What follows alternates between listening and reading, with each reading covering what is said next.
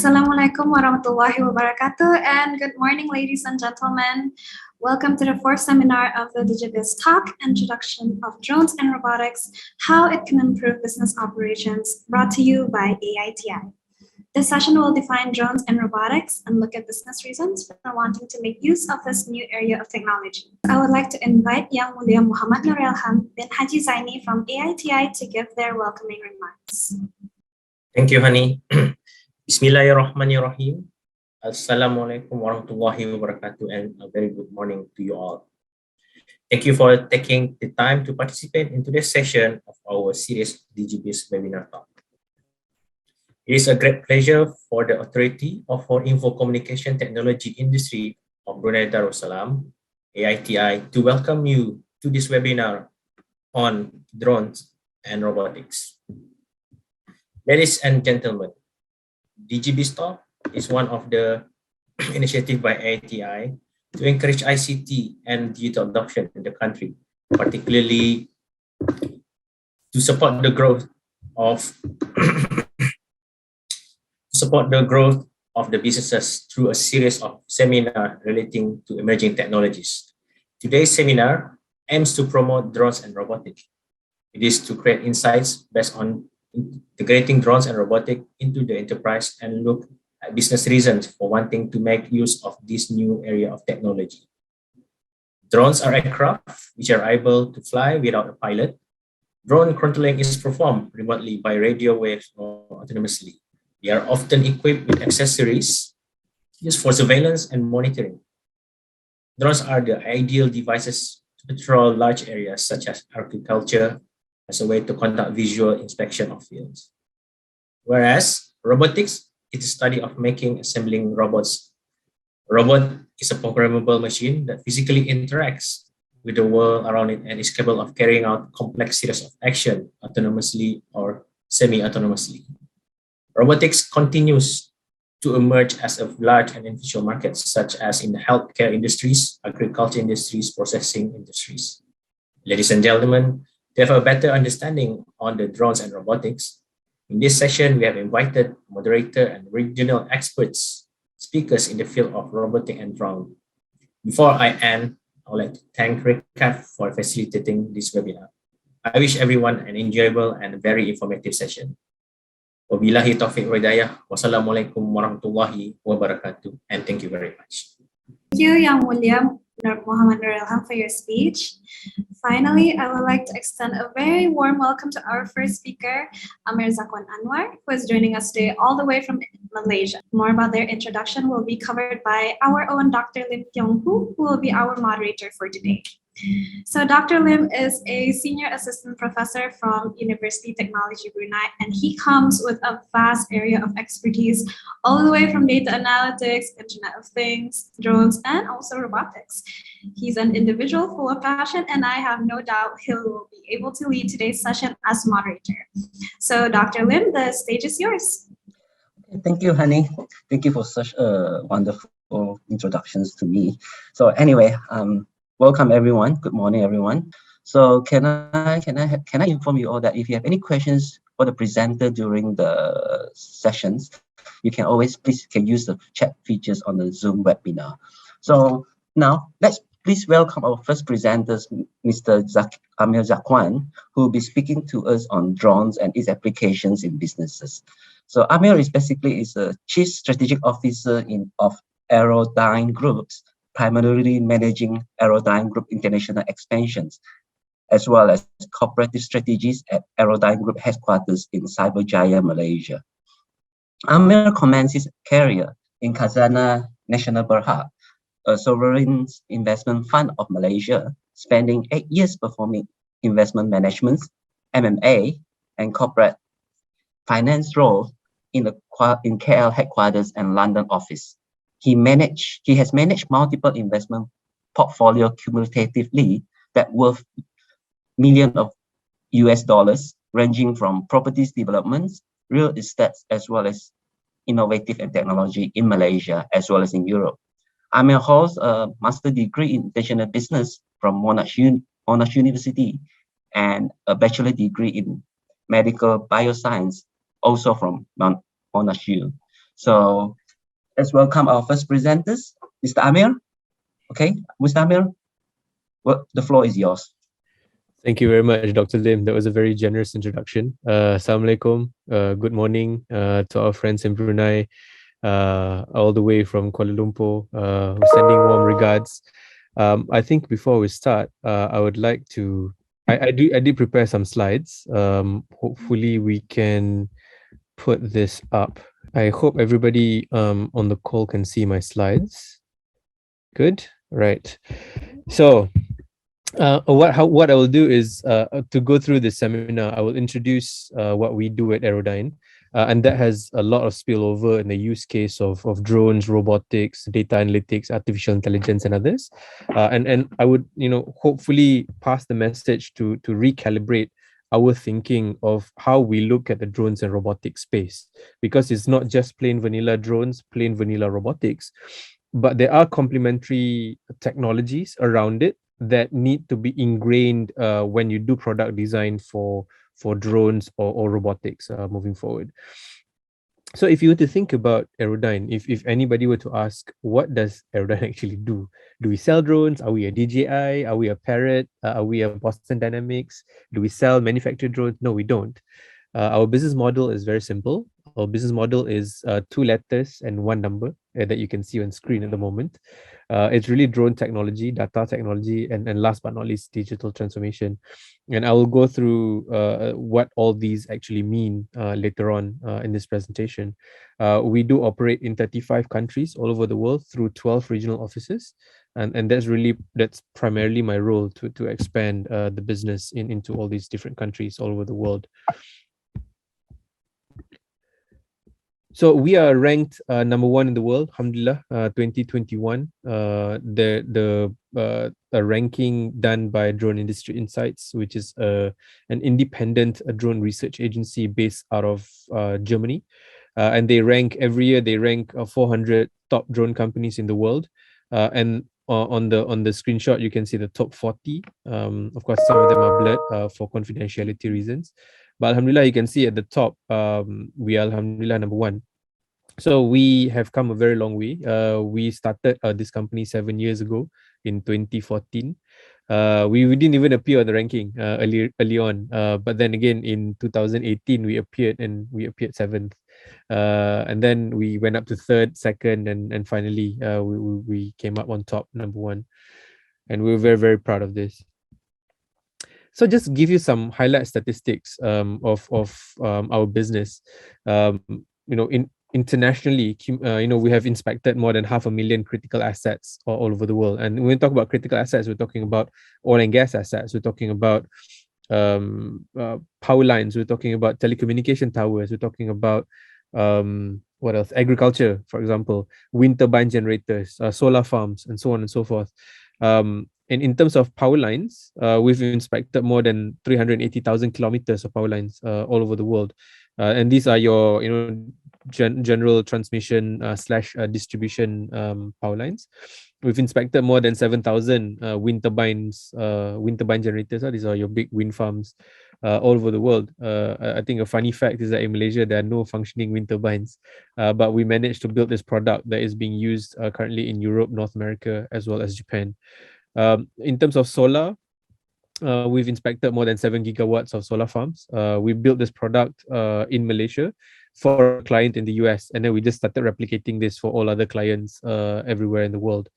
Telco, we've inspected more than 9,000 towers. In fact, we are the prime contract holder for one of the largest telco service providers in the world that is currently rolling out 5G in different parts of the world, and we are the main drone service provider to make sure that there's reporting in terms of construction, so on and so forth. We operate in 35 countries all over the world. I think our latest numbers in terms of headcount, we're about 900 at the moment, and we've raised quite a bit of capital to really finance the growth of the company. We're headquartered in Malaysia, as you can see here, but we do have other regional offices that cover the region. So, for example, In Tokyo, we cover Japan. We have another Shenzhen office that covers Beijing. We also have a UK office that covers Europe. We have to rethink this again because UK is no longer in the EU. And we do have our Middle Eastern office in Dubai, South America in Santiago, Chile, and in the US in Washington DC that covers North America. That's just a little bit of highlight of our business. But really, I think that the key question here is, what problems are we solving? Why are our solutions sticky to our clients? Why do clients want these kind of solutions? So when we marry drone technology, we're talking about data capture, right? Data capture can be from any device.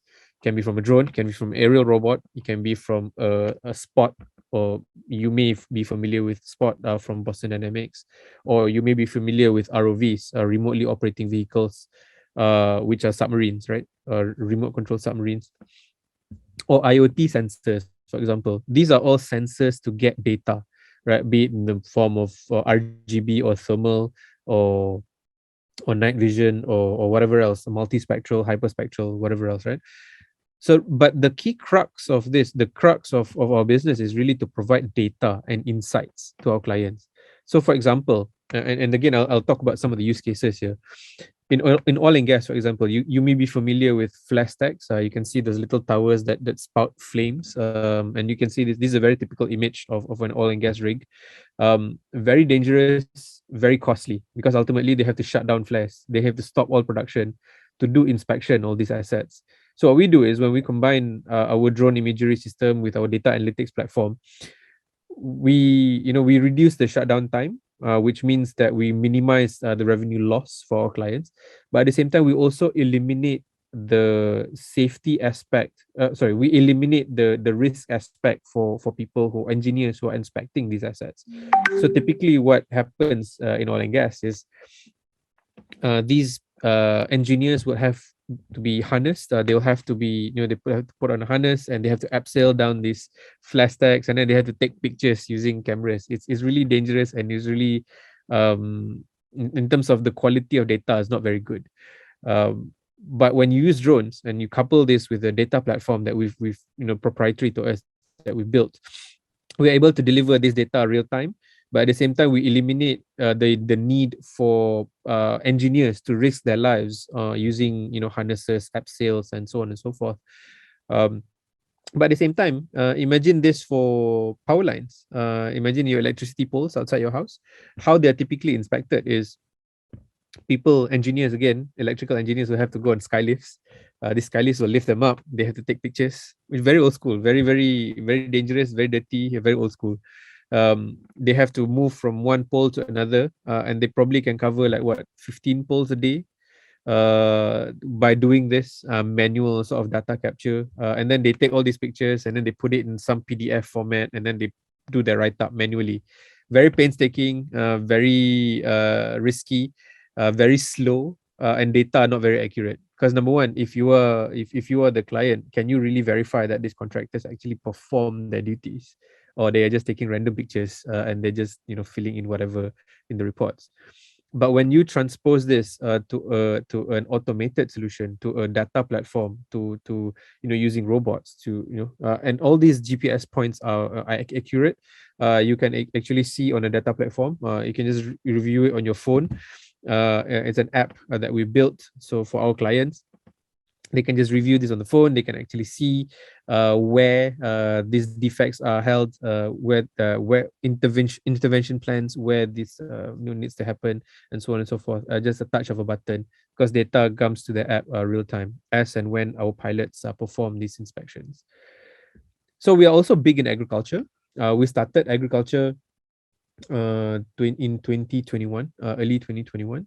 And we realized that agriculture is, number one, the least technologically disrupted. If you compare that to the technology disruption scale of, for example, banking, fintech is highly disrupted. But on the other end of the extreme, you have agriculture, which is very, very low in terms of disruption index. So we figured out that, okay, then there must be something that we can do here. But at the same time, that also is also heavily Malaysia is also heavily reliant on foreign labor, because we don't have enough people to manage agriculture. But then again, in the future, if you were to believe the hypothesis that AI and robotics will take over all of this manual labor, there is a disconnect here, because there is further reliance on foreign labor at the moment. At least that's what the trends and statistics show. But there is not enough intervention in terms of robotics and drones. So we figured out that this is an opportunity for us to come in and disrupt this entire industry. So we came in, we built a solution around it. We started off with mechanization of agriculture asset management. So we talked about, we did spraying, for example, fertilizer spraying, pesticide spraying, so on and so forth. But then again, we further developed the proprietary solution to include things like plant health monitoring, for example. The solution will be able to tell, for example, to advise the landowner up to the granularity of the lacking in certain elements. So for example, through a multispectral analysis, we are able to say this plantation, this quadrant of the plantation is severely lacking in potassium. I do suggest you do intervene using this sort of chemical pesticides, for example, these chemical fertilizers or natural fertilizers. This quadrant is severely lacking in hydration. You need to build a river or an inlet of water. In Malaysia, we call it, in Bahasa Melayu, we call it tali air, small streams of water. This quadrant is lacking in nitrogen, for example. So you need to intervene and down to the specific elements of what these trees or these plants actually need for them to optimally grow. So from then on, we managed to grow this business in 1 year. We managed to secure close to 200,000 hectares of palm oil. In just 1 year of doing this, it shows that the product is working. Clients are happy with this, and they want more. To automate and mechanize more under our management. So the third pillar are some of the problems that we're solving. We also solve things like safety and also security compliance. We developed a solution, for example, that uses autonomous drones, where if you imagine, an autonomous drone, imagine a Roomba or your robot vacuum at home, where it autonomously maps your house and it vacuums using LiDAR or 360 cameras or whatever else to really map your house and find its own way to vacuum your house. And once it runs out of battery, it goes back to charge at its dock. But imagine an aero robot that is able to do this. So we built an autonomous drone solution that is able to, for example, monitor parameters, whereby there is persistent surveillance. So imagine if you were to have a real estate development and you have 4 towers, and we put our nests. Our nest is where is a box that really hosts. There's our docking station for the drone, and it protects the drone from weather condition. It charges the drone, so on and so forth. It does battery swapping and so on and so forth. So imagine putting these nests on high buildings. And these nests each nest already has a certain parameter that it has to cover. And again, all you need to do is just drop pins on a phone, on an app, and then you are able to just launch fly, and then the drone just autonomously flies, surveils, takes pictures, goes back to its dock, uploads the images onto a cloud, and then launches another drone within the same vicinity to cover a different radius. So there is persistent surveillance, and on top of this layer, we put an AI layer on the camera for these nested drones, these autonomous drones, so that they are able to pick up very, very specific things like plate numbers, for example, car plate numbers, and also facial recognition. So when it comes to plate numbers, the use case for that would be if you were to imagine a military base, for example, where you non-authorized personnel are not allowed, right, into this vicinity of this the perimeter. And if you have these nested drones, they are able to eliminate authorized vehicles, and they are able to pick up plate numbers of non-authorized vehicles. You will severely reduce the requirement for people doing patrols. That means people can be, tasked to do something different, more productive work rather than patrol, right? And you can have drones that are autonomously flying, persistently flying, that are tracking security for assets like military bases or nuclear power plants, for example. And last but not least, when it comes to the drone industry, one of the problems that we faced when we first started off in this business is that data was highly unconsolidated. You have data in different pockets, and it was never organized properly. I think the basic rules of doing data analytics is that you need to get your data right. You need to get your data clean. If garbage in, garbage out, right? So ultimately, when we built our software platform, our data management platform, our data analytics, our AI on top of it, we had this in mind to make sure that data was always clean. So when we talk about data, there's so much data that's flying around. We manage terabytes upon terabytes of data that is coming in for different asset classes, for different geographies all over the world. And these types of data are different. Some of them are multispectral, some of them are geospatial, some of them are LiDAR data, point cloud data. So we manage terabytes of data. But if let's say you don't have a platform or data analytics platform coupled with an AI to really filter through and clean this data, it's impossible, almost impossible for us to really turn around and provide insights to our clients within 24 hours, for example. That's one of our SLAs with our clients. So we need to turn around data within 24 hours. So if you were to go sift through terabytes of data without the assistance of AI, it's impossible to really turn around this data within 24 hours. So the importance of having consolidated data, clean data, sieve through properly, filtered through properly, pivoted properly. This is really, really key in providing this kind of insights to our clients. So let's talk about the 3 DTs that I mentioned earlier. The first DT is just really drone tech. When we talk about drone tech, is really data capture. When we talk about data capture, we have combinations of, we're drone agnostic. We can use any drone in the market. We can use DJIs, we can use parrots, we can use Skydios, we can use anything else, stuff that we even make up in our R&D lab. We're fine as long as it's fit for purpose. We also can customize multiple different payloads. Really, it's really the basic stuff of data capture. But this is a small part of our business, but really the value driver for the business is the DT2s and the DT3s, which I will go through in further detail later on. So in terms of drone tech, we can deploy any team in anywhere in the world within 72 hours at the moment. Of course, our target in the future is to do this within the same day, ala Amazon Prime lah, macam tu kan, you buy and then you get delivered the same day. So that's really our target for the next coming years. But right now, what we can do is 72 hours subject to regulatory clearance anywhere in the world. So really the bread and butter of our business is this, right? The DT2. These are just samples of the proprietary software that we have built in-house using our own in-house experts. And you can see the different screenshots. They are all use cases for different verticals. So this is an agriculture platform. What this tells you is that this separates healthy and unhealthy trees, so that we are able to provide this kind of insight to our clients to say, you need to intervene at this quadrant or this particular location.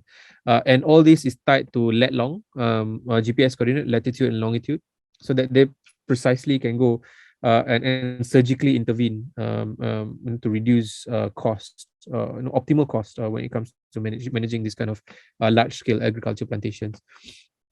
This is a screenshot of our solar platform that we built for a client in the US, but then since then has been replicated to other parts of the world because we see that solar market is growing, booming.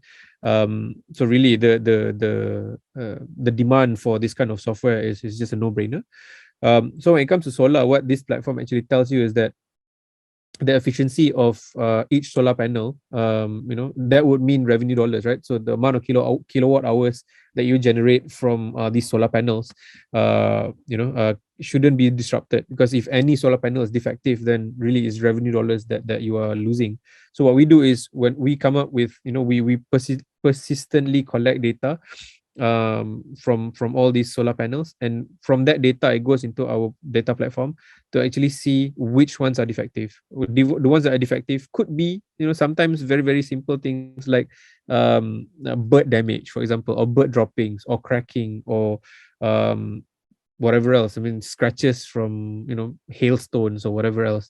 But this actually costs our clients revenue dollars, because this and this causes the solar farms to not be efficient and generate the maximum amount of kilowatt hours in terms of electricity units that can be sold back to the grid. So for us, we save through these solutions. We actually save money for our clients, and we also maximize the revenue dollars that our clients actually generate from these platforms. This is a snapshot of our our wind turbine generation inspection platform. This is a sample of a client in Denmark. As you can see here, that this is a sample of a wind turbine, and you can see the annotations here, right? The red boxes. These are all AI annotated. Our AI has been trained with terabytes upon terabytes of data that is coming in every day. So they are able to see, for example, the breadth of defects as well as the severity of defects, and able to annotate that accordingly on the images and the data that's coming in, that is then presented to our clients.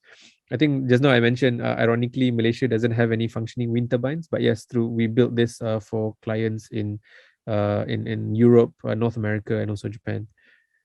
This is a snapshot of our Powerline platform that we built for one of our largest power utility companies in Malaysia. You probably know who. But as you can see here, this is also AI annotated. The data capture can be, RGB, which is red, green, blue, or also thermal. You can see here. This is a thermal scan. Then we are able to see things that the naked eye cannot see, like, for example, electricity leakages, or what we call corona. Not the virus, but electricity leakages on power lines. You can see certain crowning that the naked eye cannot see, but the thermal scans we will be able to pinpoint. So we provide this kind of insights to our clients. But ultimately, why do we do this? It comes back to 4 principles that we always promise our client: faster, better, cheaper, safer. 4 Japanese words, right? Hayai, Yasui, Umai, Anzen. So whatever solution that we provide needs to be faster. And for example, this is an example of faster, right? I give you the example of power lines. I talked about how you have to go on skylifts, take pictures, and then provide reports like months later, as opposed to real time when we provide insights, data, intelligence to our clients within 24 hours on an app. So obviously this is way better, way faster than traditional methods of doing things. But it doesn't just make sense to do this faster. It needs to be better. The quantity and quality of data needs to be better. It needs to be accurate. It needs to be tested. It needs to be verified. And all these things can be done on a digital platform that is AI enabled, that we provide to our clients. As you can see on the sample in the screen at the moment that we built for, well, the identity is already there, you can see. But this is a sample of an app that we provide to our clients, right? So as a project engineer, you can be drinking a latte, you'll be sipping a latte, and then you get a notification that one of your assets in, for example, Perak is defective, and then you can mobilize your team immediately because this data is coming back to you real time while you are sipping your latte, without having to go through rigorous spot checks of your assets all over the country. But ultimately, it needs to be cheaper. A solution doesn't just need to be faster, doesn't necessarily need to be better, but it needs to be cheaper, right? Because we reduce the amount of manpower that is required to manage all these assets. We save 20 to 30% of asset management costs for our clients, and that's just the surface, right? The more scope we do, the higher the cost savings becomes, because we really automate and mechanize all these parts of the supply chain. But I think the last but not least is really safety. When we eliminate the requirement for people to climb up very dangerous assets, shut it down, and cost revenue dollars and so on and so forth, it makes operations more seamless and ultimately safer, right? For us, alhamdulillah, we have never had any LTIs from the date of inception.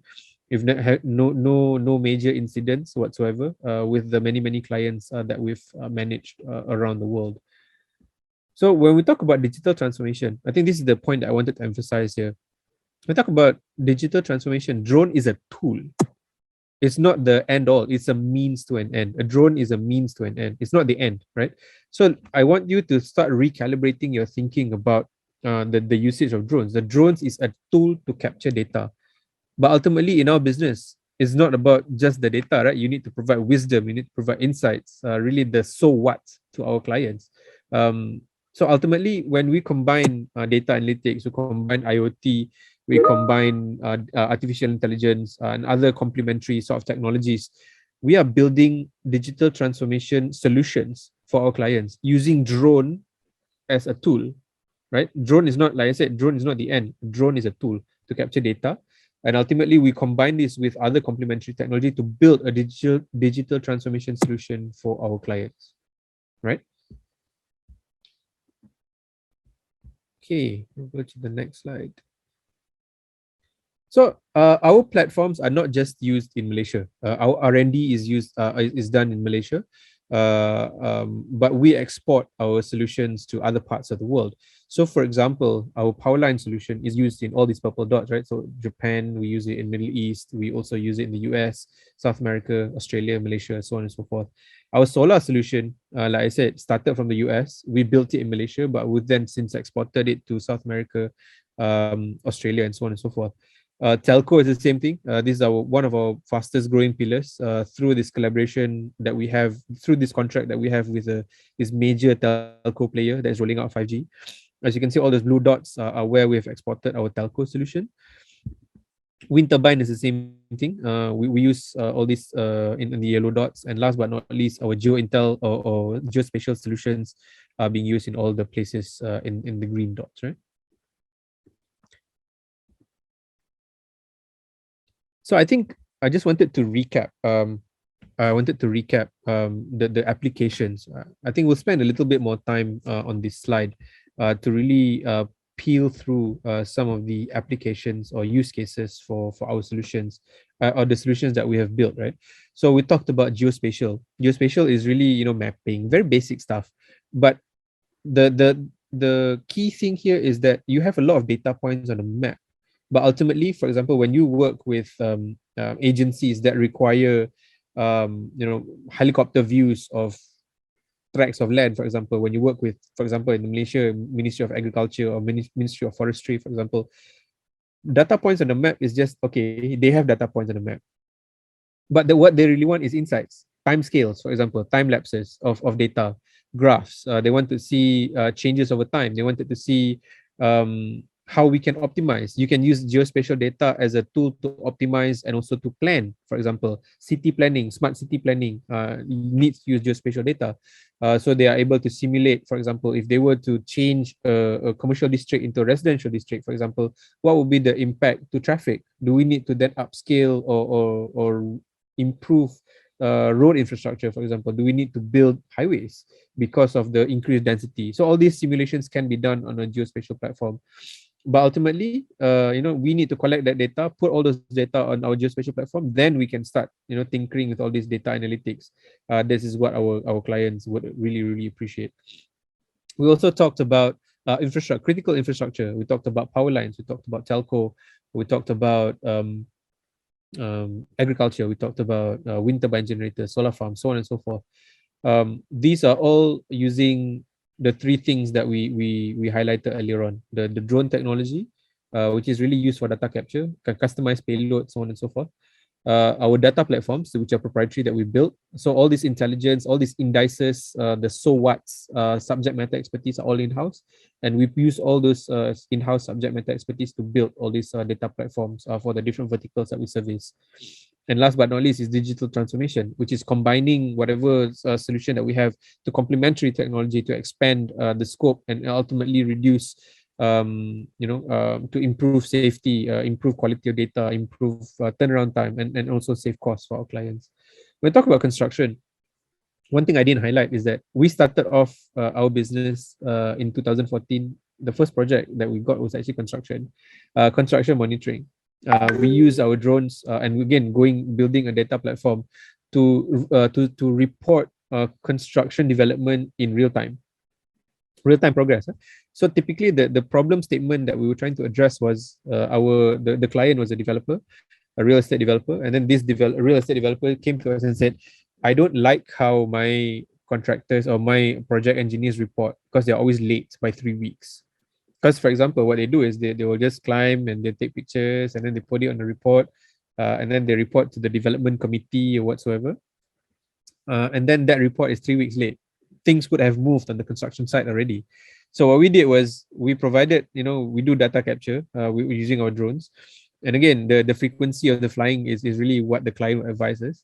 But what we're able to provide is a real-time observation tool on an iPad or a phone or a desktop or whatever. It's a web browser, right? So you can really look at real-time construction progress. You are able to see things like volumetric analysis. For example, when you look at, for example, the cement pile today, which is x cubic feet, for example, versus the amount of cement that was there yesterday, which is y cubic feet, and you can actually see the difference between the two. How much cement or how much sand has been used for construction? Is this in line with budget, for example? And you can provide insights like this when you do time lapse of data. So our client really appreciated this, and when we showed this to another client, which is one of the largest projects at the time, which is Rapid Pengerang in south of Johor. It's probably the largest refinery project in Malaysia, and we got it. We are still the drone service provider partner to manage real-time reporting to Petronas. And we also did the Merdeka Tower in Kuala Lumpur. You probably have heard it's now the tallest tower in Malaysia, surpassing KLCC. So we also did the construction monitoring for that. In fact, we started with construction before we started moving to these other verticals. Agriculture is also, like I said, it's a new thing that we are doing. But then agriculture doesn't only stop at mechanization, plant health. Yeah, there's just so many things that we want to do with agriculture. Really using the prowess of data analytics, data management, data solutions. We are using, for example, looking at things like smart farming, for example, coupling technology that we have into optimizing produce of yield of farmers. So this is but the key thing here is to be able to do this large scale. So I think using the technology that we have, we are able to do that large scale. Surveillance, I talked a bit about surveillance, real estate, etc. One live project that we are doing at the moment is really to work with certain agencies within the government to make sure that we have a handle on things like human trafficking, for example, across borders, as well as contraband, cigarettes, liquor, drugs, and so on and so forth, which are still happening at the border. So when we inject this technology using autonomous drones, we see a drastic reduction in cases or captures with regards to human trafficking, contraband, so on and so forth, poaching in our northern border, bordering with Thailand. We see severe cases of poaching there, but with our drones, I think it acts as a deterrent tool for poachers because they know they're being watched. And with facial recognition on board, it's difficult to run when people know exactly who you are. So this is ongoing at the moment. So that's an emergent technology. Sorry, I just lost my train of thought. That's an emergent technology that we are building, that we are already testing live at the moment. But I think to really expand the topic even further, what else can drones be used for? I think we've just outlined a few down here. Before we started this session, Hani just commented that we did some work in search and rescue, disaster relief, and so on and so forth. That's exactly one of the things that we do. We through our geospatial intelligence platform, we were called by our ministries that were looking at disaster relief. We had a huge flood crisis a couple of months ago because of the torrential rain that didn't stop for a couple of days. So in the state of Selangor, for example, we had a huge flood crisis. People were stuck in their homes. Access roads were cut off because of flooding and so on and so forth. And this happened for like a week or so. So when authorities wanted to go in, they needed to know, for example, which access roads are safe, how many people are trapped, so that they can fly in, aid and so on and so forth. So we mapped and we provided all this data to the ministries, authorities, and we were able to then chart very specific safe routes to go save people.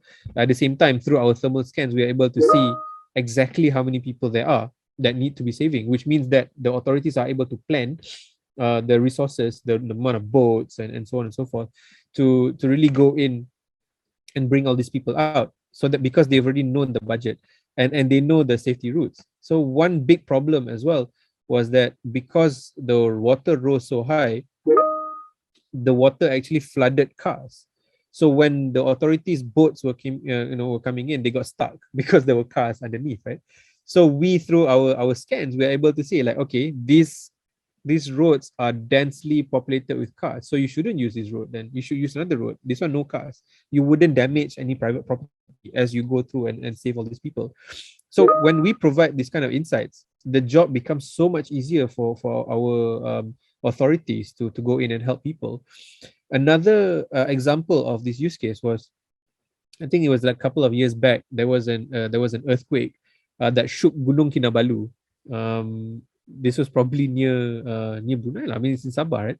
So when that disaster happened, there were hikers on the mountain. There were also villagers that were affected because access roads were cut because of avalanches and so on and so forth. So what we did was we went in, we mapped out, we created a whole digital twin of Gunung Kinabalu.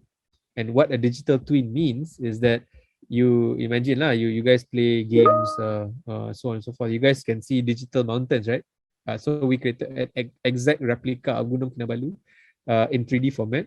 So you can zoom, you can spin it around, you can do whatever you want with it. But this is all in real time. You can actually see villages. You are able to see, of course, a snapshot view, right? So you can see villages, you can see which access roads are cut, where avalanche happened, so that authorities are able to then plan and find routes to go save all these people through our assistance, through drone technology, through our data platform, digital twinning, and so on and so forth. Natural resources is another aspect. One project that we are right now piloting in Africa is tagging of wildlife, right? So through the usage of drones, AI, we are able to then count specific species of, for example, impala in Africa, in the savannah, so that we can manage population, do counts, right? So for example, if there's a sudden drop in the population of impala, for example, through the counts, then you are able to then hypothesize that, hey, there's some poaching happening. Where? Then you have to look at for example, the gates of the forest reserve to see where the porousness is happening. So you are able to do intervention plans very, very quickly, as opposed to waiting for an animal census that happens like once in 2 years, which is too slow, and the data is not good anyway, because you're manually counting, or you use a helicopter, which is very, very expensive. So through the usage of drones, we are able to do more frequent flights. We're able to collect more data more frequently, so that the data is close to accurate, right? Because this data is refreshed every once in a while through the frequency of our flying. So natural resource management is also another thing that can be used within this. But the biggest and fastest vertical within the drone space is this one: delivery and transport, right? We are already piloting something for delivery of right now, shore to ship. For example, if you're familiar with oil and gas, right now, how goods are shipped in between oil rigs, for example, you need to hire a helicopter, or you need to hire one of those boats that doesn't come very, very frequently. But with a drone that you put in on an oil rig, it just makes sense for you to have a docking station, put in payload, whatever things that you want to carry, documents or medicine or Maggi noodles, whatever that you want to ship from one rig to another, using a drone. It just makes perfect sense. It's cheaper, it's more frequent, it gets the job done. It's safer as well. You don't need a helicopter, you don't need a pilot as well. But think about it, right? I mean, one of the emerging solutions that we're also building on is shore to ship delivery, right? When you have a docking station at the port, and then you have a ship that is incoming, you don't need to fly things using a helicopter. When we talk about very urgent documents, for example, or medical supplies or small things, you can be shipped using a drone. No issue at all, right? I mean, we have a docking station at port, and you just need to fly that to a ship that's anchored 20 nautical miles away, for example. You don't need a helicopter to do that. And again, the companies are willing to pay this because they pay so much for helicopter transport. However, when it comes to urban air delivery, this is the difficult part. Regulations play a very, very big role. So you cannot yet imagine a delivery when you order, food, satay, whatever, to be delivered to your house using a drone. Still a bit difficult. Regulations play a big part in this. But we do foresee that there are regulatory reforms within the next couple of years by 2024, 2025, inshallah. Okay, I'm conscious of time. I've taken up 50 minutes already of this. I'm not sure. I think I have a little bit more to go, and then we can open for Q&A. Yeah? So we talked a bit about value creation from digital transformation. These are just some statistics. As you can see, all the cost savings and all the 97% faster than conventional methods. We talked about uptime, reliability, all these things. These are all the things that our clients look for. It needs to be faster, better, cheaper, safer than whatever else, whatever the conventional methods of asset inspection. I'll just skim through this. But I think for us, when it comes to technology, our products fall into 4 categories, right? So our flagship products are 4. Agrimore is our flagship agri product. We talked about mechanization. We talked about plant health monitoring. We talked about smart farming, so on and so forth. Precision agri. These are all fall under our flagship Agrimore product. Fulcrum is our autonomous swarm drone solution product that we talked about. Autonomous flying, persistent flying from a nest, so on and so forth. Dronos is our proprietary data platform. So we talked about power lines, we talked about telco, wind turbine, blah, blah, blah. They all fall within our Dronos software platform. And all these little verticals are all software modules within the Dronos platform. So imagine this, right? Imagine your Google account or your Microsoft account. You buy a subscription, blah, blah, blah, and then you have all access to all these services, right? That is exactly what Dronos does. And again, Dronos is drone OS lah. So you can imagine what the name implies, right? It's an OS for drones, which means that, anybody, of course, right now the feature is still business to business, but in the future, we are opening this to consumers as well. So imagine, Hani, for example, if you have a drone yourself and you want to make some money from your drones, right? And you need a software platform to be able to help you do this. And your neighbor says, Honey, can you inspect my roof? Because there's a leak in my roof. And you need a data platform to do this, to measure how big the leak is, where is it, intervention plan, so on and so forth. You can just subscribe to this.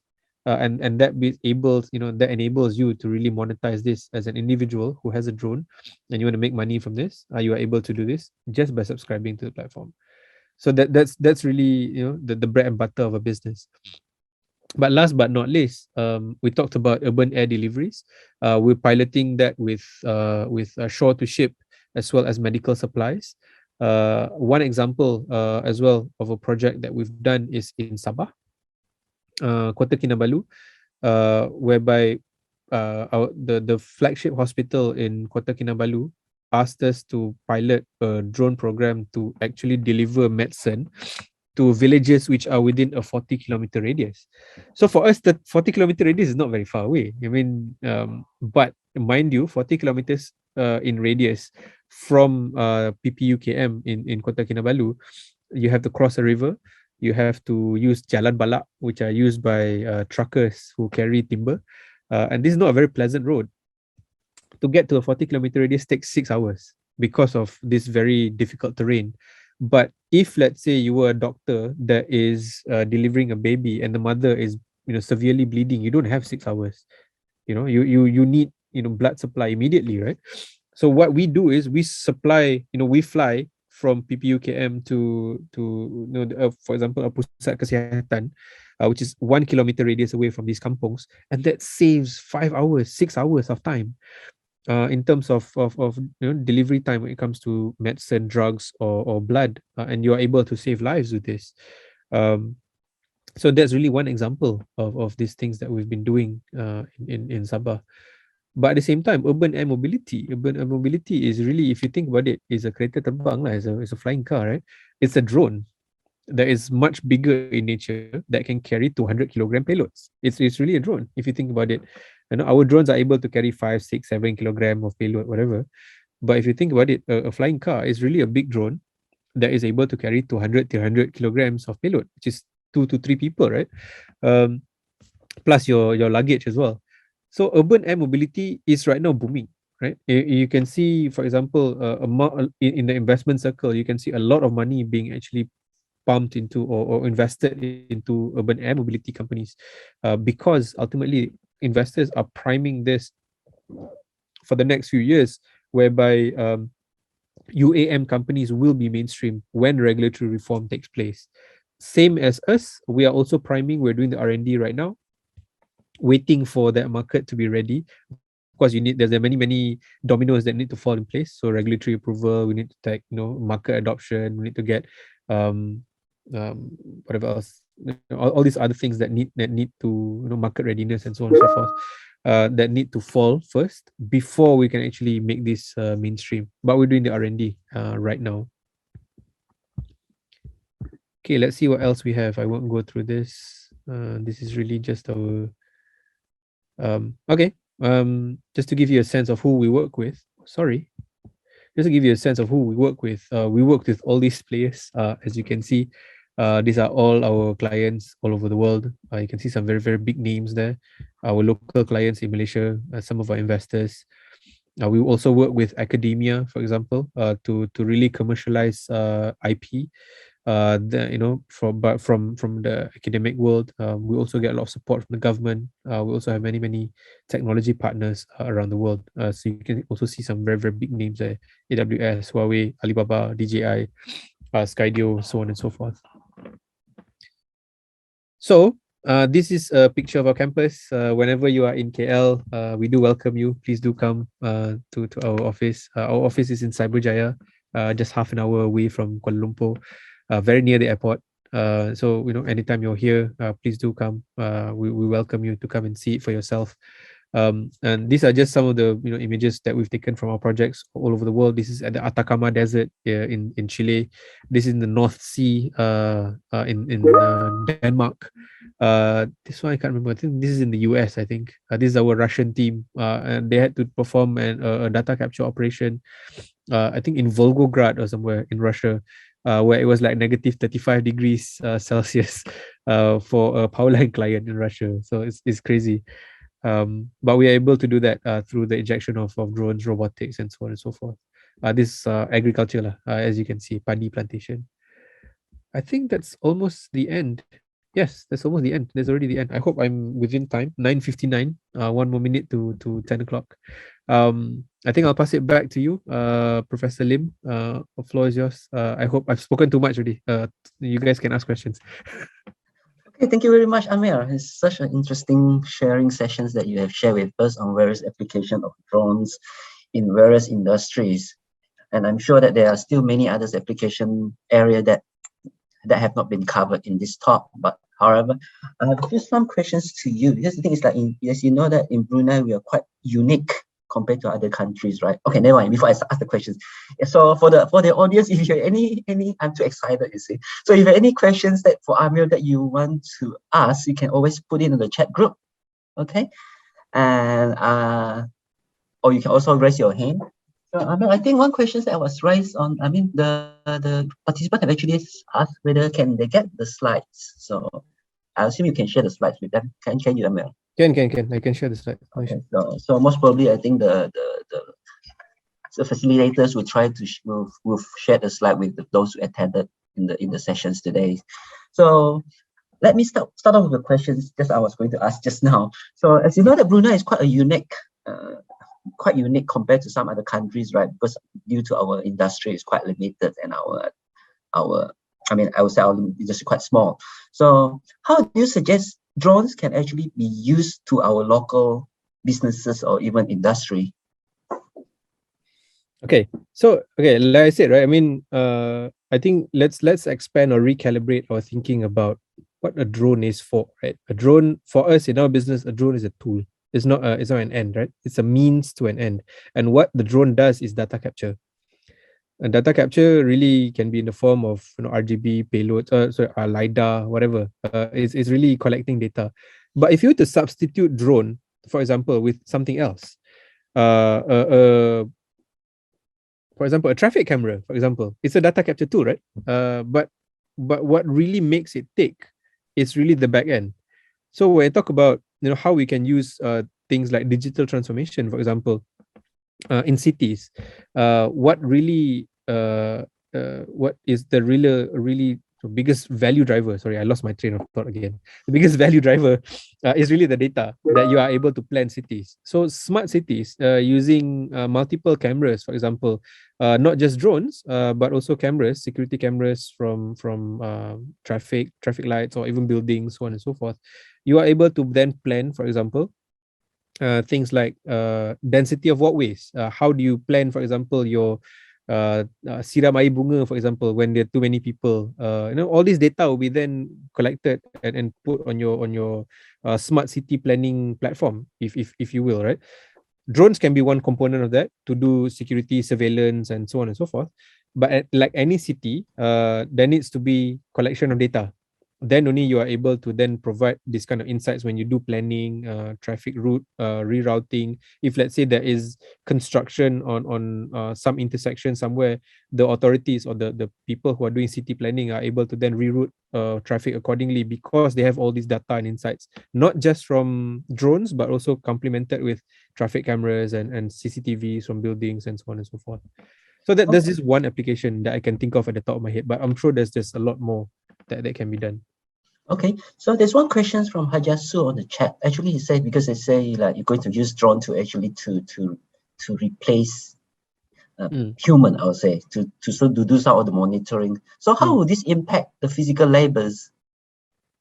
Okay, so if you were to think about physical labor, this is a question that we internally at Aerodyne are also facing, right? I mean, while we're putting intervention plans to that, we started off the company with a lot of pilots, really people who are piloting drones, right? But the technology has moved so fast that we no longer require pilots for flights. We have autonomous drone solutions, which means pilots no longer need to fly. So what we do is we reskill our people. So from pilots, from people who are actually using remote control to fly your drones, right? You are then redesignated or reskilled into people who are then doing flight planning, for example. Because all you need when it comes to autonomous drones, what you're doing is really planning flights. You're putting pins of where you want the drone will fly by itself, right? And while you're sipping your latte and just chilling and playing Candy Crush on your phone, drone is flying. You don't need to pilot them anymore. So what we do is we reskill them to become to flight planners, to become MRO engineers, to repair, maintain, upgrade our drones, right? So there is some reskilling required, but it doesn't mean that they're not relevant. They are still relevant, right? There needs to be reskilling that happens. We are, of course, preempting this and already doing this. Reskilling happening to make sure that our people still are relevant moving forward, even when the requirement for manual labor is reducing. Oh, all right, that sounds nice. Things like that is like, yeah, so which means you need to train the people to become more knowledgeable on drone and how to actually apply them. But however, I mean, the thing is like, you're talking about skill sets here. So what sort of skills and qualification do you need to actually go into drone technologies professionally? I mean, to get into businesses, to apply into a business. I guess it depends on what you want to do within the drone industry, right? So we do have aerospace engineers, for example, who are working in our R&D, right? Because ultimately, drone is a flying machine, right? It's a flying robot. So we do have aerospace engineers who are doing the R&D on our hardware. But at the same time, we also have other people like AI scientists, for example, who are working on the back end, on the software side. The data scientists, data analytics, AI engineers are all working on the back end, on the software solutions. We do have software developers, full stack developers, and so on and so forth. But those are the really technical ones, right? To become a pilot, it can come from it's really education agnostic, right? You can come from any background, because anybody can be trained to become a drone pilot, to get certification to be a drone pilot, right? We do have, for example, people who have started restaurants before, and then they leave the restaurant business and they can become a drone pilot. It's anybody can be certified to be a drone pilot, but those are the transferable, very very easy portable skills that require certification and so on and so forth. But if let's say you're going to the more specific subject matter, like I said, aerospace engineering or AI scientists, those are for very specific roles within the organization. Okay, so you're talking about training people now, but I mean, the thing is, how long does it usually take for someone to become a drone pilot, let's say? Drone pilot, don't worry, very quickly. Our on-the-job training takes like 2 to 3 weeks. That's it. Then Okay. you are able to, of course, when you start off, you fly a small drone, very very small drone. If you were to compare it, you probably drive a Volkswagen, Beetle, for example. Later on, you'll drive the Passats and the Touaregs and all the bigger drones, which are more expensive. Yeah. Okay. But this duration usually between 2 to 3 weeks. You probably get certified, and you are already by week 3, you're already on the field doing site operations. Okay. So because me myself, I don't think I can actually fly a drone. I think the last time I tried a drone, I actually destroyed the drone itself. So don't worry. Nowadays the drones nowadays are quite intelligent in a way that they are quite foolproof lah. Even if this is the first time you're flying, you won't crash it. No, it's really tied to GPS. It has flight stabilizer, so that even if you let go of even if let's say you put the remote control on the table, it will still fly. It will still hover. So it will still hover. So it's there are many ways that the newer generation of drones are protecting themselves. They also have like obstacle avoidance and so on and so forth. So I think one question that actually come out in the chat group as well is from Faisal. So he actually asked a question: how can you actually manage drone usage in the area where regulation is still not yet major? So for us, when we perform any operation, we need to work hand in hand with the authorities. All our operations are sanctioned, licensed, so on and so forth. Right? So for example, Argentavis, which is our business for drone delivery. So what we do is the first step is really to lobby for regulatory reform first, to show the use case that this thing actually works. But for this to work, we need regulatory reform to take place, because subsection clause blah blah blah says that we cannot fly within 50 feet of dense area, for example. If that's the case, then we cannot perform this kind of operations near people. If that's the case, then drone deliveries cannot happen, right? If you want to, if let's say and again, the authorities, the regulators also want to stimulate this kind of innovative new businesses happening. So we work hand in hand. They are open to perform some reforms, but at the same time, they need to know how to do these reforms, these regulatory reforms. Some of these rules have been there since the 1960s, 1950s, quite archaic, haven't evolved with the time. So when we want to roll out something drastically new like this, there needs to be regulatory reform. So we have to point out, or we have to work with regulators and say, okay, for us to do this kind of business, or thank you for supporting us first and foremost, but for us to do this kind of business, we need to change this clause, this clause, this clause. Yeah. Because the use case is so and so. So I assume that we have to. I mean, you and the people who want to use drone has to work very closely with AITI. And in a way, I think this drone is actually controlled. The licensing is actually controlled by AITI. Right. So for us in Malaysia, we work with Civil Aviation Authority of Malaysia, right? So those are our agency. There is our regulator that provides licensing permits to fly and so on and so forth. At first, of course, when we started off 2014, they couldn't distinguish, because CAM is usually they are very used to aviation rules, for example. But when it comes to a small flying robot, they can't really, at the very beginning, they couldn't distinguish. Okay, does this fall some like a plane, or is it a toy, or is this a weight limit to it, or how is this dangerous to people, so on and so forth. And I do get it, right? The interest is really protecting people, right? Protecting the civil society. But there was a level of education that needed to be provided to CAM, and then they were like, oh, okay, so these are the applications of drones, and this is how we as regulators can make it easier for businesses like you to roll out, to scale out this kind of services. But of course, within the ambit of regulatory surveillance from CAM, the licensing, the permitting, and so on and so forth. Yeah. So I think one question that usually pop up in my mind, I think with some other people as well, because I was talking to someone yesterday, because we have this National Day and drone was flying around to just capture the images that during the event. So the thing is, like, there's usually have some issue with the power. I mean, how long can the drone actually fly on to do the work? So how do you actually address those issues? And just, if you would like to share. Yeah. Again, the right now you're right. So one of the big drivers of cost is actually power management, energy management. So when it comes to batteries and so on and so forth, you can have drones that can fly for hours.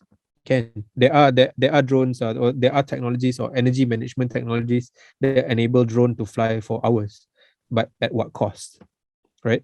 So our clients willing to pay this kind of cost. Cost expensive to buy those batteries, quite expensive. There are also other forms of energy management, like for example hydrogen fuel cells.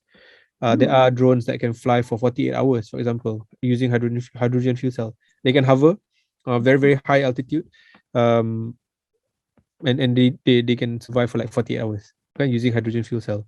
But of course, at what cost? I think that's the biggest question, right? What cost? Yeah. But battery technology is getting more and more efficient. So for example, a couple of years ago, battery for one of our larger industrial drones would cost like 3,000 ringgit, for example. In Brunei dollars is probably like divided by $1,000, right? But your charging cycle, you pay 3,000 ringgit, but your charging cycle is like 1,000, which means every charge is like 3 ringgit. Expensive, no? Expensive. It's per charge is 3 ringgit, but the cost of battery has remained the same, but your charging cycles have increased. So imagine 3,000 ringgit last time, 1,000 charging cycles, but now 3,000 ringgit, 3,000 charging cycles. So obviously your when your denominator reduces, your cost of charging reduces by threefold. The last time was 3 ringgit, now it's 1 ringgit, right? So your cost of operations become more and more efficient. Okay, so yeah, because this will be follow up with questions from the audience from Afir Yassin. So he actually asked, how about the preventive maintenance for the equipment and devices or accessories on the drone, especially the sensor, the thermal imaging cameras, and what are the minimum inspection certification required for those hardware? Because especially when you use the drone for safety critical kind of applications, right? So you want to make sure that the drone is actually reliable. Yeah, of course. When we buy all this hardware, of course they need to be. We don't buy from like obscure manufacturers lah. Obviously, we need to buy the ones that are certified. For example, in Malaysia they have SIRIM certificate or whatever lah. I mean, this is certificate of quality, right? So obviously there is that. But you're right. When it comes to managing large scale operations like Aerodyne, we cannot run away from the fact that we need our own MRO unit. Maintenance, repair, and operations unit, because it's will be a bit late. They are at the moment submitting their online test. Okay. No worries. I'm sorry, there's something going on here. So we wait for a few minutes. Okay, I got a few. I got another questions from the audience as well. It's like they're saying like how can actually drone being actually used in academia? Academia, wow, interesting. I never thought of that actually. Okay, number one, if you're thinking about academia, I can also imagine that drone can be a useful data capture tool. So, for example, if you're learning, your subject is ecology, for example, ecology 101, for example. That was one of the subjects I took when I was in university a long time ago. And one of the final year projects was going through mangroves, collecting data in mangroves, right? And we were then tasked to extrapolate mangrove coverage areas, for example. But we didn't have drones back then. I was like, I wish I had drones back then, so it would make my life so much easier. I had to track all over the mangroves, to make sure I did the proper tree counts and so on and so forth. Now I'm looking at my colleagues doing tree counts for thousands of acres of durian plantation. It's a matter of minutes that they are able to do tree counts. They are able to do a few things, not just tree counts. They are able to determine tree height, for example, canopy density, for example. And I'm like, I wish I had this when I was doing ecology a long time ago. Because I had to track. It took a few days to track through mangroves, and mangrove is not difficult. It's not an easy terrain.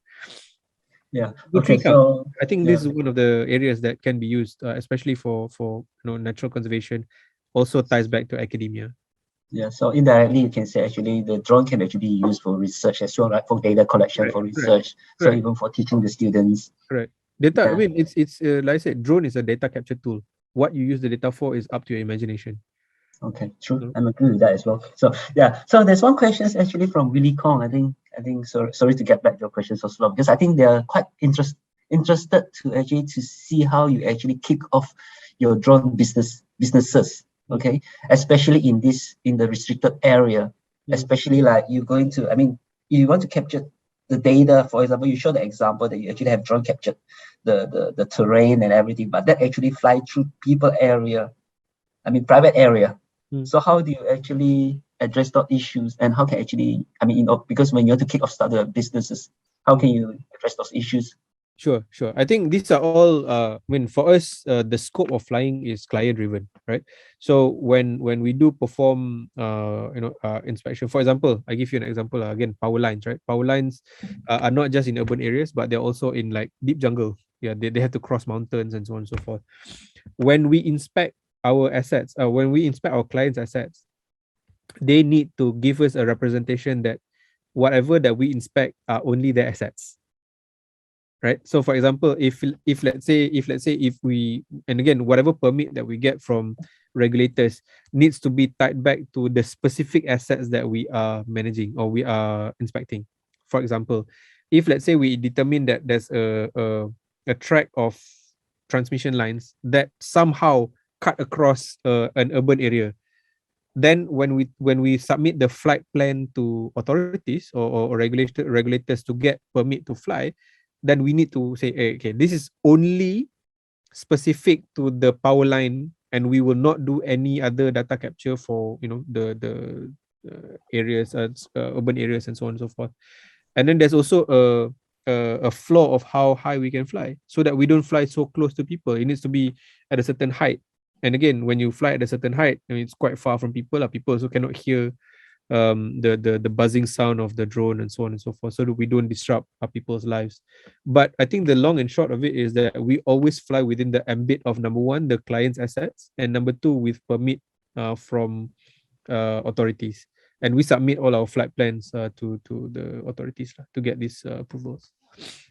So I think the thing is, since as you say, it's going to be going to disturb people. I mean, it might be some sort of intrusion and disturb people in a way. So do you actually inform the neighboring that you actually are going to do some sort of studies, or the organization need to inform them? Okay. This is I think this is where I think the restriction of how low we can fly happens. So when we fly 200 meters above ground, there's no way you can hear the drone anymore. You don't hear the buzzing of the drone anymore. I think if I were to flip that question, if let's say somebody, for example, somebody comes to fix the power line in front of your house, and they start drilling, I don't think they inform you, right? So I think we take more caution when it comes to this. We fly, we put a floor of how low we can fly, and we fly much higher than that. So 200, 250 meters, you can't even notice. It's too small in the air that you can't even see the drone, and you can't even hear the buzzing of the drone when we inspect very high, very tall assets. Okay, I think let's move on to another questions that actually audience actually asking. So the thing is that some of them actually quite interested to know how you actually inspired to start off this business, and what challenges that actually you face when you try to start these businesses. Well, I will speak on behalf of my founder lah. He started the business 2014, Mr Kamarul Azman Muhammad. When he marries three of his passions, right? Finance, finance, technology, and also aviation. So when you put all these together, I mean, it's a recipe for creating a drone company. I mean, he was a tinkerer. He likes to fly drones and so on and so forth. So when this company was started, and it has gone through like at least 4 to 5 pivots along the way. So when this company was started in 2014, Aerodyne was really doing data capture only, because that was where the market was, right? I mean, the technology wasn't as sophisticated as it is now. But then again, it was already revolutionary that we are using, a drone to really do data capture for, power lines, for construction management, and so on and so forth. But then again, we realized early on that, okay, we are collecting data, but we're collecting way too much data. So for example, for example, one of the first projects that we did, I said, was rapid pengerang, right? And we were collecting suddenly like gigabytes of data coming in, and we didn't have cloud providers yet at that time, so they were all in hard disks. Very difficult to manage hard disks, right? We didn't have cloud providers yet at that time, so everybody had to unload their data onto hard disks, and then we had to very difficult process. So we figured out that it just makes sense for us to build a data analytics platform. So we put our minds together, hired the hired software developers to build data platform, and then we were able to organize data much better. So we're like, oh, okay, this is we solved one problem, and then suddenly the other technology problems started to come in. Data analytics platform wasn't flexible enough to cater for other forms of data. So we talk about LiDAR, we're talking about RGB, talking about thermal, and so on and so forth. So the technology challenge also came in. So we were like cracking our heads again, like how do we then retweak our software platform so that it's able to recognize the different software modules, different modules, right? Different types of data. So it started there with, we built one module for wind, one module for grid, one module for solar, so on and so forth. So we thought we solved the problem at that time. And then suddenly another disruption came in. We started scaling overseas. And then when we started scaling overseas, another problem happened. Different, for example, if you look at power lines in Malaysia, power lines in Abu Dhabi, for example, or power lines in Santiago, Chile, the asset is the same, but how power is distributed different. There, for example, in Malaysia, very simple. We have a pencawang masuk utama, and then you have a transformer, and then you have a transmission line that again splits into distribution lines and so on and so forth. But it may not be the same in other parts of the world. Again, we had to retweak our software to make sure that we cater for, it needs to be flexible to cater for different parts of the world pula. Yeah. And then came the challenge of, then we need to be able to cater for autonomous drones pula. So there's a lot of pivot that has come along the way. But to answer the long and short, to answer the question is, it's out of passion. My founder, my CEO is very passionate about drones. He's also a techie, and within our organization, he's the one that is charting the course of how the next wave of technology would look like. He's a CEO. We do have a CTO. He's like a de facto C of the CTO, if you get what I mean. He's still charting the strategic direction of where our technology should go. So in fact, right now, we're already exploring, metaverse is a big thing, right? We're already exploring like how do we then integrate metaverse into into how we present data to our clients. And our vision is really, if you were to imagine putting in an Oculus headset, and you are able to see a digital twin of your asset, for example. That is an example of usage of metaverse. Being able to pinpoint in real time, it's like seeing in real time. You don't need to be there, you just need to put on a VR headset and see in the metaverse how we pin defects or whatever else within of your asset. Oh, that's interesting. So yeah, so which means that you can your solutions can be tailored to anything, even up to the level of like, what if the authorities, due to the authority control everything. But however, I have another questions from the audience. I think this should be the last questions, unless the Hani allowed me to ask more questions. So there's one final questions I want to ask from Ha. You actually talk about your tree counting applications, how you actually apply to use the drone to actually to monitor the forest, to identify how many trees is still, to monitor the trees still doing well or not, or still alive or not. But can the drone actually be used to identify the type of trees or even the species of the trees and their numbers? I think in terms of numbers, yes. In terms of species of tree, I think we'll have to build an index first, right? So how we typically do is when we do multispectral analysis, we determine the coloration of leaves. So very specific trees, for example, different trees provide a different spectrum of the band that you cannot see with your naked eye. And that's how we determine the species of the tree, because the tagging of that color is very unique to that tree.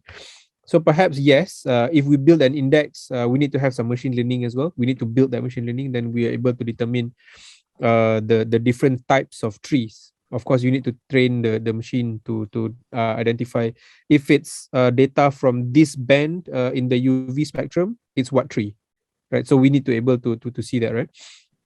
But in theory, yes, we haven't built that to identify different species yet.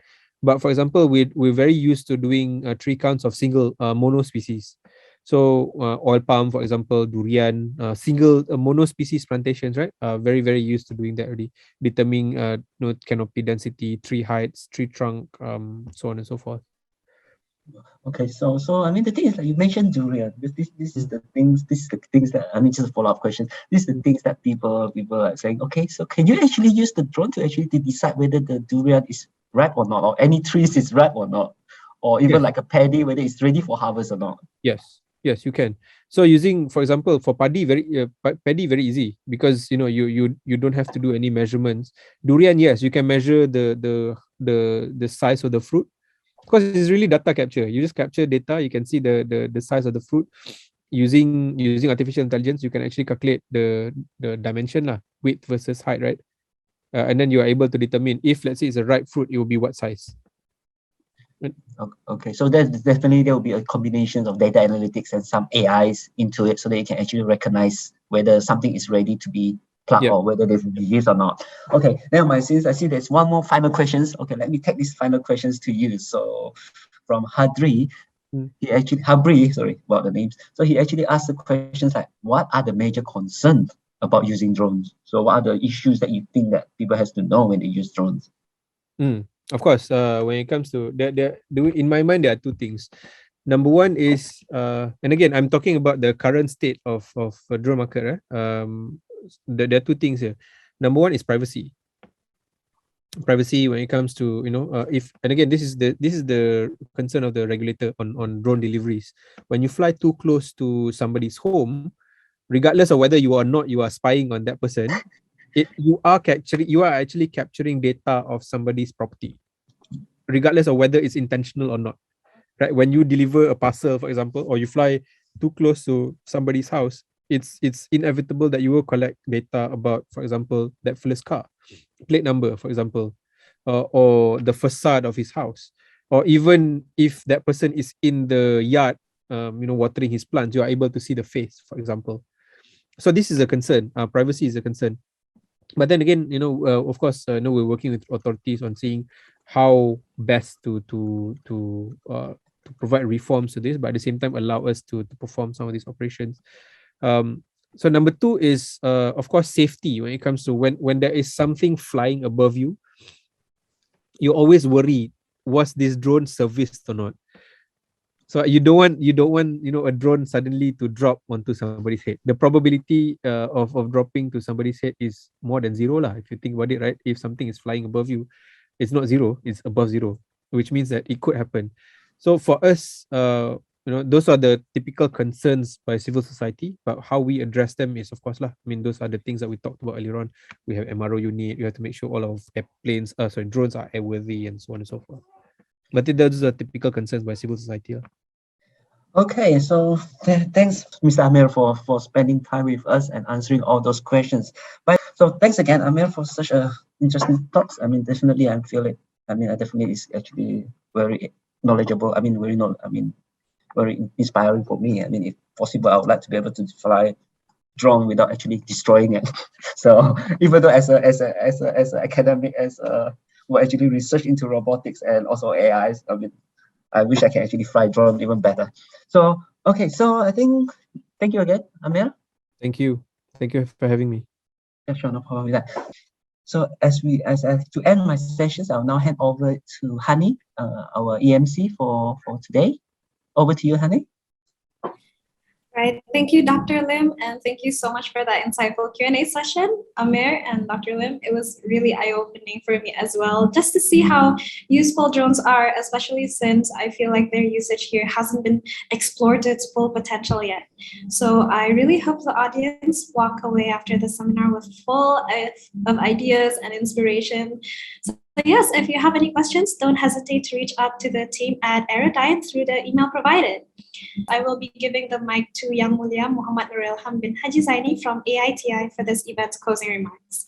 So the floor is yours. Thank you to our speaker, Amir Zakwan, for the informative and insightful session today, and our thanks to our moderator, Dr. Lim Tiong Hoo. Just to close up, again, thank you to you all, and your participation is very much appreciated. I hope everyone was able to have some fruitful takeaways from that will be applicable for your business or your organization. Lastly, but not least, stay safe and stay healthy and keep social distancing. Thank you. Thank you, Yang Mulia Muhammad Nuril Ham, for your speech. Alhamdulillah, we have come to the end of the seminar. Thank you again to AITI for this opportunity to expand our knowledge on drones, but also to our esteemed speaker, Amir from Aerodyne.